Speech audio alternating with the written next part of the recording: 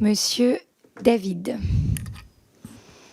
Merci Madame la Présidente, Monsieur le rapporteur, chers collègues. Notre président rapporteur l'a justement développé.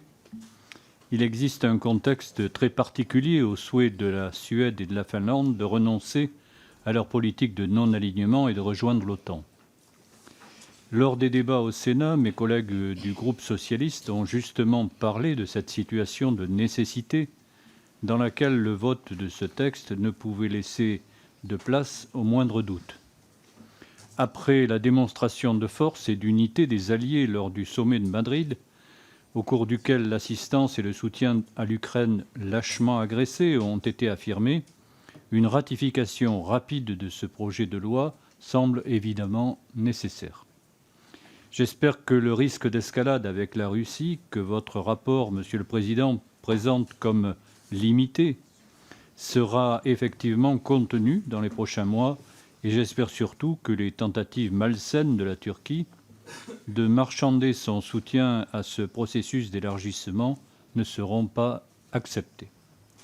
J'entends par là qu'il serait insupportable que notre diplomatie cède à un odieux chantage, notamment à l'abandon de nos alliés kurdes en Syrie ou à l'abaissement de nos exigences de respect de l'état de droit.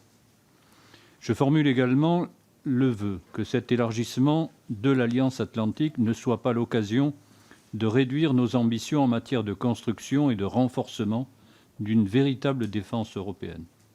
Mon collègue sénateur Jean-Marc Todeschini a justement dit lors du débat sur ce texte au Palais du Luxembourg que si l'Alliance atlantique est la première et principale garantie de la sécurité et du maintien de la paix en Europe, si lorsque le danger de la guerre se profile en Europe, le réflexe instinctif de protection est de se tourner vers l'OTAN, cela veut dire que l'Union n'a pas encore réussi à devenir ce que nous attendons d'elle.